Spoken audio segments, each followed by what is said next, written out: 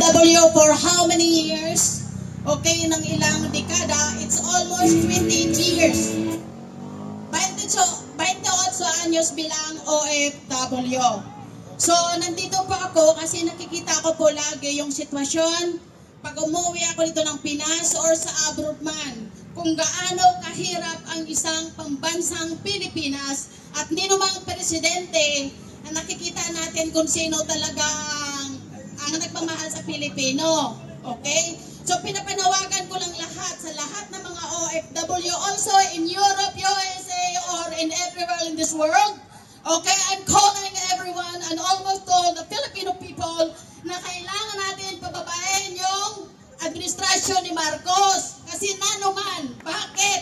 Kasi po, hindi lang milyon ang perang ninakaw sa kaban ng bayan, but it's almost 4 trillions of money.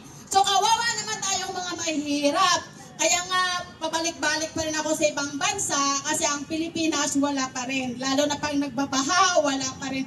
I think it's better to siguro na mag-resign na lang siya, no? Tayong mga Pilipino, kahit saan mang sulok ng mundo, kailangan natin magtulong-tulungan. Hindi po natin kailangan mag-away. We need to peace, we need to unite in all over the world. United! Yun ang sinasabi nilang united. It means united.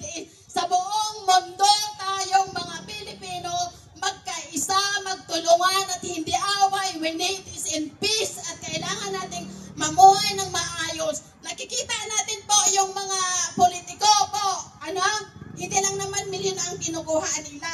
Sa lahat ng mga politiko, si Romualdez man o si Marcos, I think yun is siguran already. Kailangan mong bumaba. Hindi ka makakatulong sa mga samahang bayan ng Pilipinas. Kaya kailangan mo na lang talagang bumaba. You need to resign now. Bumaba ka na lang. Okay po, salamat po.